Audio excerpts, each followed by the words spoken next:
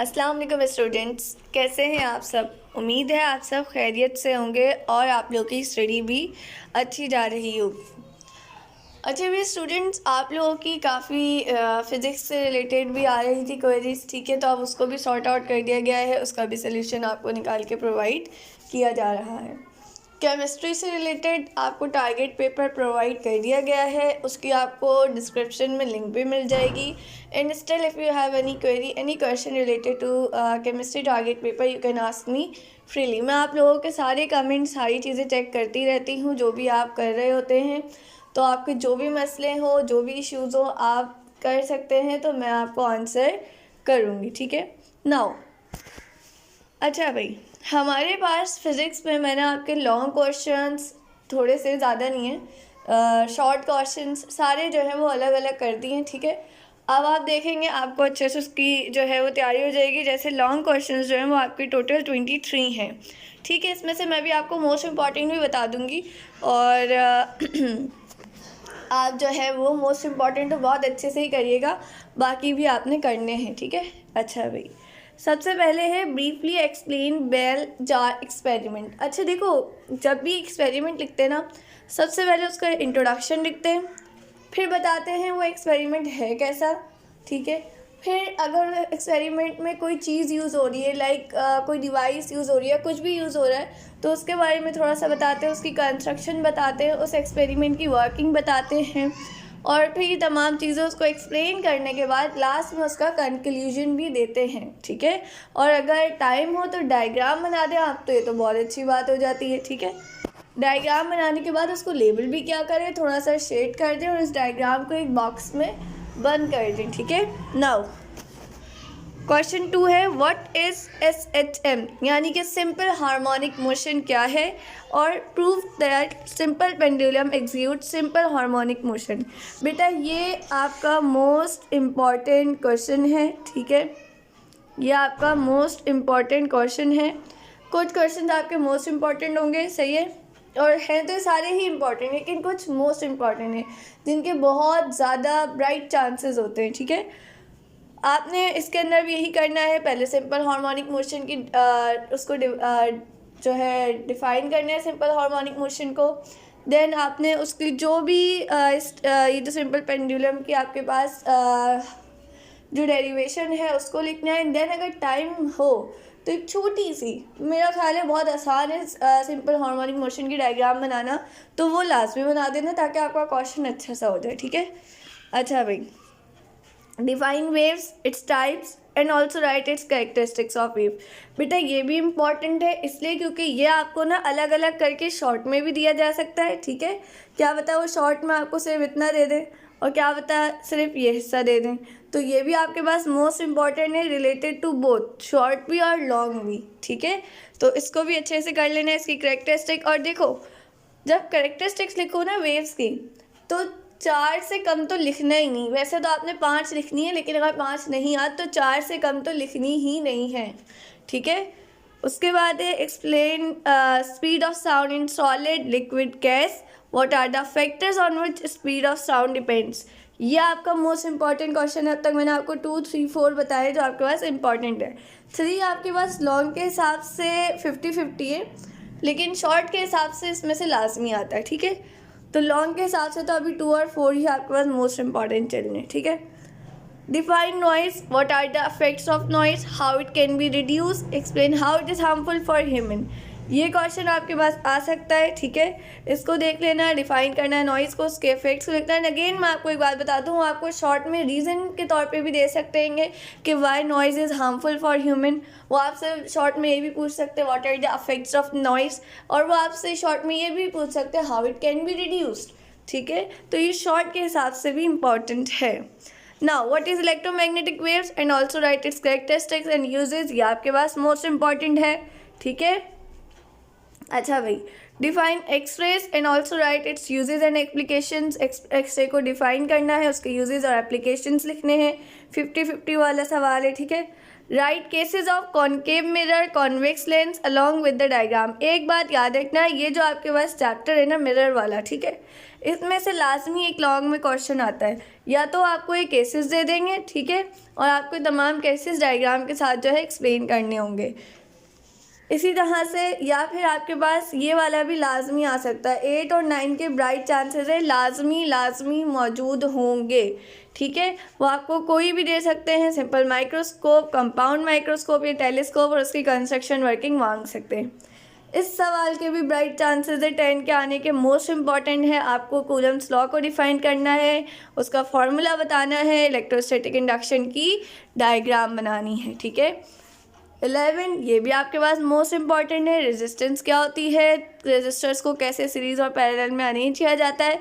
अच्छा देखो, in chapter से न्यूमेरिकल्स भी लाजमी आते हैं। 10 और 11 वाला जो आपके पास चैप्टर है ना, 10 वाला इलेक्ट्रोस्टैटिक, करंट, इलेक्ट्रिसिटी, इनमें से न्यूमेरिकल्स भी लाजमी आ रहे होते हैं, और ये मिरर वाले चैप्टर से भी आ रहे होते हैं, इलेक्ट्रोमैग्नेटिक वेव से भी आ रहे होते हैं। तो न्यूमेरिकल्स के बारे में आपको एक बात बताती चलूँ कि इसमें ये होगा कि आप लोगों की क्लासेस कंडक्ट की जाएंगी, न्यूमेरिकल्स का बैच चलेगा, आप लोग उसको ज्वाइन करिएगा, ठीक है। आपकी क्वेरीज को सॉर्ट आउट किया जाएगा और तमाम चीज़ें जो है वो फिर एक अच्छे वे में लेके चली जाएंगी, सही है। State and explain joules law को आपने एक्सप्लेन करना है, स्टेटमेंट देनी है उसके, और उसके एप्लीकेशंस बताने हैं, इलेक्ट्रिसिटी के हैजर्ड्स आपने बताने हैं, ठीक है। इसके अलावा आपने जो है कैपेसिटेंस का जो है फॉर्मूला ड्राइव करना है, ठीक है, कि अगर कैपेसिटर सीरीज़ में अरेंज हो पैरेलल में, अगेन इससे रिलेटेड न्यूमेरिकल लाजमी आते हैं, ठीक है। तो ये भी आपके पास मोस्ट इंपॉर्टेंट है। Explain defects of human I and also draw diagram, इसको लाजमी करके जाना है, इससे लाजमी आता है। 16 वाला भी मोस्ट इंपॉर्टेंट है, आपको बताना है करंट कैरिंग कंडक्टर क्या होता है, और उसका फॉर्मूला जो है बेसिकली उसको डायरेक्ट करना है, ठीक है, उसको ड्राइव करना है। अच्छा भाई 17 है, define capacitance of a capacitor, what are the factors on which it depends, write 4 uses of capacitors. ये आपके पास शॉर्ट से रिलेटेड इंपॉर्टेंट है, ठीक है, शॉर्ट में आपने इसको देख लेना है, शॉर्ट में आ सकता है, वैसे तो लॉन्ग में भी पूरा ऐसे दे सकते हैं, लेकिन ये शॉर्ट में लाजमी आएगा, ठीक है। 19 ये आपके पास मोस्ट इंपॉर्टेंट है, ट्रांसफार्मर को डायग्राम के साथ। 18 भी आपके पास मोस्ट इंपॉर्टेंट है, टॉर्क जो है वो आपके पास क्या होता है बेटा, टर्निंग इफेक्ट होता है, आपको पता है ना, एंगल बना रहा होता है आपके पास, आपको इसको पूरा करंट कॉइल में जो आपने उसको डिफाइन करना होगा, क्योंकि अच्छा हाँ एक और चीज़, इससे न्यूमेरिकल्स भी आते हैं, ठीक है। इसके अलावा इंटरनेट की सर्विसेज, इंपॉर्टेंट ब्राउज़र्स, ये भी आपके पास आ सकता है, ठीक है। अच्छा भाई कूलम्स लॉ, ये वाला मोस्ट इंपॉर्टेंट है, 20 एंड 21 दोनों मोस्ट इंपॉर्टेंट है, ठीक है। इसमें आपको इलेक्ट्रोस्टैटिक इंडक्शन ये आई थिंक पहले आ चुका है, आई थिंक सो, जी हाँ आ चुका है, रिपीटेड है, तो आपकी 22 ही है लॉन्ग, ये एक रिपीटेड है, इसको इग्नोर कर देगा, ठीक है। ये वाला इंपॉर्टेंट है 22, ठीक है, इसको कर लेना। अच्छा उसके बाद 23 भी आपके पास इंपॉर्टेंट है, ठीक है, न्यूक्लियर फ्यूजन चेन रिएक्शन वाला आएगा, ठीक है, इसके अंदर आपने एप्लीकेशन देनी है, ये आपके पास लॉन्ग में लाजमी आएगा, लॉन्ग में इससे एक सवाल इस चैप्टर से लाजमी आता है। आपके पास ना कुछ चैप्टर्स भी बहुत ज़्यादा इंपॉर्टेंट होते हैं, जैसे कि एक चैप्टर में बता रही हूँ आपको इलेक्ट्रोस्टैटिक, ठीक है, इलेक्ट्रोस्टैटिक आपके पास मोस्ट इंपॉर्टेंट चैप्टर है, ठीक है। उसके बाद आपके पास करंट इलेक्ट्रिसिटी बहुत इंपॉर्टेंट है। उसके बाद आपके पास मैग्नेटिक जो चैप्टर मैग्नेट वाला वो आपके पास बहुत इंपॉर्टेंट है। इसके अलावा यही आपके पास न्यूक्लियर फ्यूजन वाला जो चैप्टर है वो बहुत इंपॉर्टेंट है, सही। ये ऐसे चैप्टर्स हैं जिनमें से तो लाजमी सवाल आना ही है, ठीक है। अच्छा उसके अलावा अभी जो आपके न्यू चैप्टर्स डले ना इंटरनेट वाले, क्योंकि न्यू डलें तो इससे भी लाजमी आपके पास क्वेश्चन आएगा। दूसरा जो लेंस वाला चैप्टर है ना उसमें से भी आता है, तो आपके 5-6 इंपॉर्टेंट चैप्टर होते हैं, इनको बहुत अच्छे से करके जाना। फिर डिफरेंसेस हैं आपके पास लॉन्गिट्यूडनल और ट्रांसफर वेव्स के डिफरेंसेस, ठीक है, मैकेनिकल और इलेक्ट्रोमैग्नेटिक वेव के डिफरेंसेस, साउंड और नॉइज़ के डिफरेंसेस, कॉनकेव और कॉन्वेक्स के, रियल और वर्चुअल के, शॉर्ट साइटेडनेस और लॉन्ग साइटेडनेस के। एक बात याद रखना, 5 से कम डिफरेंसेस नहीं होने चाहिए। आप लोग 5 याद करके जाते हैं तब जाके वहाँ 4 लिख कर आते हैं, और अच्छे से कॉलम को ड्रॉ करना है, ठीक है। इस तरह से आपका बहुत प्रॉपर जो है वो नंबरिंग के साथ जो है वो कॉलम आपका बना होना चाहिए। आपका कॉलम बिल्कुल एक अच्छा सा आपके पास, यहाँ मैंने तो बहुत बुरा बनाया है, लेकिन आप लोगों ने बहुत अच्छा सा बनाना है। अच्छा डार्क पेंसिल यूज़ करके उसको करना है ताकि आपकी चीज़ परमानेंट हो। कट मार्कर्स अच्छे वाले यूज़ करने हैं, ठीक है। अपनी प्रेजेंटेशन पे लाजमी फोकस करिएगा। फिर सिंपल और कंपाउंड माइक्रोस्कोप, ठीक है, ये वैसे भी मैंने आपको बताया लॉन्ग में इंपॉर्टेंट है, ठीक है। AC और DC आपके पास क्या है, अल्टरनेटिंग करंट और डायरेक्ट करंट, ठीक है। इसके अलावा एनालॉग और डिजिटल इलेक्ट्रॉनिक्स, रैम और रोम, ये कंप्यूटर से रिलेटेड है तो आप आई थिंक आराम से कर लेंगे। फ़ोन वगैरह तो आप लोग वैसे ही बहुत ज़्यादा यूज़ कर रहे होते हैं, ठीक है। प्राइमरी और सेकेंडरी स्टेज, सॉरी ये स्टेज नहीं है बेटा, ये स्टोरेज है, ये टाइपिंग एरर है, ठीक है। ये स्टोरेज है, आपको प्राइमरी और सेकेंडरी स्टोरेज का बताना है। सॉफ्टवेयर और हार्डवेयर, डेटा और information, nuclear fusion and fusion. अब इसमें से कुछ डिफरेंसेस ऐसे हैं जो मोस्ट इम्पॉर्टेंट हैं, ठीक है, जैसे कि लॉन्गिट्यूजनल एंड ट्रांसफर वेव्स और concave and convex, real and virtual, short sightedness, यानी कि इन तीनों में से ना कोई एक आ जाएगा आपके पास, सही है। अच्छा भाई, उसके बाद इम्पॉर्टेंट है आपके पास रैम एंड रोम, एनालॉग और डिजिटल, सॉफ्टवेयर एंड हार्डवेयर और न्यूक्लियर फ्यूजन एंड फ्यूजन, ये आपके पास मोस्ट इम्पॉर्टेंट है, ठीक है। मोस्ट इम्पॉर्टेंट बाद में मैं इनको रेड कलर से ना मार्क करके, रेड से हाईलाइट करके भी आपको दे दूँगी। अगर मुझे और कोई और इम्पॉर्टेंट लगा ऐड करवाना हुआ तो वो भी मैं आपको व्हाट्सएप ग्रुप पे प्रोवाइड कर दूँगी। अगर आपने व्हाट्सएप ग्रुप नहीं ज्वाइन किया है तो आप उसको ज्वाइन कर सकते हैं, ठीक है। मिसेस सानी के नंबर पे कांटेक्ट करें, वो आपको दे देंगे। इसकी PDF भी चाहिए तो भी आपको मिसेस सानी से कांटेक्ट करना पड़ेगा, तो वो आपको तमाम चीज़ें जो हैं वो प्रोवाइड कर देंगी। अच्छा, अब जो डेफिनेशंस है ना, ये मैंने तकरीबन दी हैं 50। वजह क्या है, कुछ डेफिनेशंस ऐसी हैं जिनके अंदर यूनिट है, फार्मूला है, सिंबल है, ठीक है। वो डालने का मकसद ये था कि वो आपके पास MCQs के लिए इम्पॉर्टेंट है। तकरीबन ये 50 जो आपके पास डेफिनेशंस है ना, अगर इनको अच्छे से समझ के याद करके जाओगे ना, इनके फार्मूलाज वगैरह हर चीज़, तो आपके इसी में 5 से 10 जो है आपके पास MCQs इसी से आ जाएंगे, ठीक है। जैसे कि टाइम पीरियड का क्या फार्मूला होता है आपके पास, ठीक है। इसके अलावा फ्रीक्वेंसी का फार्मूला आपके पास क्या होता है, ठीक है, 1/T। एम्पलीट्यूड आपके पास क्या होता है, ठीक है। वेवलेंथ आपके पास क्या होती है, वेव वेलोसिटी क्या होती है, डिफरेंट चीज़ों की वेलोसिटी पूछी जा सकती है वेव्स की आपसे। Wave quality of sound, reflection. अच्छा, इसके एंगल्स भी याद रखिएगा, वो जो एंगल ऑफ रिफ्लेक्शन और रिफ्लेक्शन है ना, उसको भी याद रखिएगा, ठीक है। डायफ्रैक्शन ऑफ वेव्स, इसके अलावा क्रिटिकल एंगल भी मैंने आई थिंक आगे दिया हुआ भी होगा, लेकिन मैं साथ साथ बताती भी जा रही हूँ। क्रिटिकल एंगल को भी आपने देख लेना है। Diffraction of waves, infrasonic sound, audible sound, ultrasonic sound, loudness, pitch, echo. बेटा ये तो आपके पास ना वैसे भी कैरेक्टरिस्टिक्स में आ जाता है, तो ये वहीं से आपका कवर हो रहा होता है। और ये इसके अंदर पूछते हैं अगर ये चीज़ है तो इसके अंदर कितनी लाउडनेस होगी, अगर इस मीडियम से इस मीडियम में जा रहे हैं तो वेव कैसी हो जाएगी, स्पीड कैसी हो जाएगी, उसकी लेंथ कैसी हो जाएगी। Musical sound, rainbow, diverging lens, ये तमाम चीज़ें।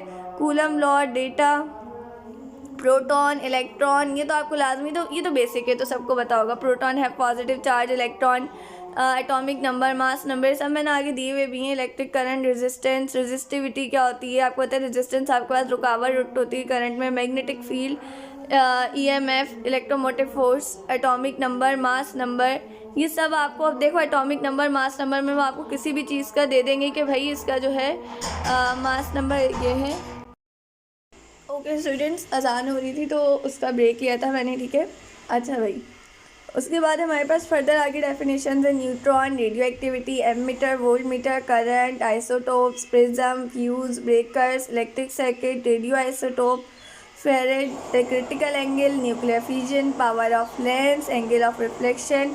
और पढ़ लो बच्चों, पढ़ लो, ठीक है, प्लीज़ पढ़ लो, ठीक है। ये सब देखो, ये बहुत इंपॉर्टेंट है, इनको बहुत अच्छे से करके जाना है डेफिनेशंस को, क्योंकि मैंने MCQs के हिसाब से भी आप लोगों के लिए डिज़ाइन करी है। आप लोगों को लग रहा तो होगा कि बहुत लेंदी है, लेकिन मैंने इसमें से आपको मोस्ट इंपॉर्टेंट भी बता दिए। जैसे 14 डिफरेंसेज हैं, इनमें से मैंने आपको बता दिए। लॉन्ग आपके पास 22 हैं टोटल, एक आपको होता है रिपीट हो रहा था, इसमें से मैंने आपको मोस्ट इंपॉर्टेंट बता दिए। अब हम मूव करते हैं आपके यूजेस। शॉर्ट क्वेश्चन से पहले ना यूजेस देख लेते हैं, उसके बाद आपके शॉर्ट क्वेश्चंस की तरफ चलते हैं। यूजेस बहुत कम है, आपसे ये भी कहा जा सकता है किसी चीज़ के आपसे 2 यूजेस भी मांग सकते हैं, किसी के 4 भी मांग सकते हैं। तो अच्छी बात यह है कि आप 5 यूजेस याद करके जाएं, ठीक है।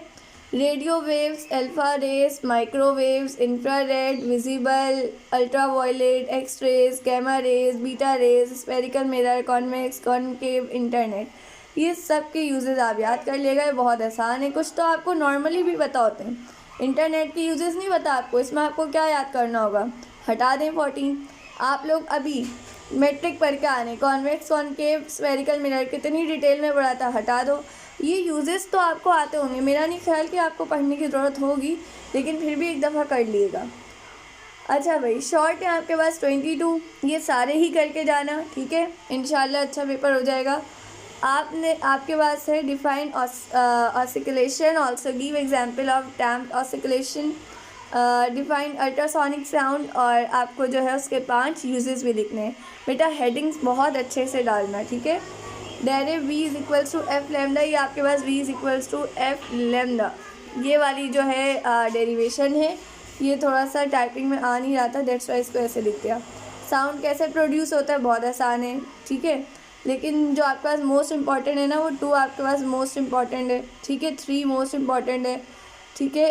Explain reflection of echo, state application of gamma, alpha and beta waves, ये बहुत इंपॉर्टेंट है, ठीक है। डिफाइन रिफ्लेक्शन, रिफ्रैक्शन, ये आपके पास इंपॉर्टेंट है, इसके लॉस भी लिखने होंगे, ठीक है। Define methods of charging by induction and conduction and friction, ये एमसीक्यूज के लिए इंपॉर्टेंट है, ठीक है।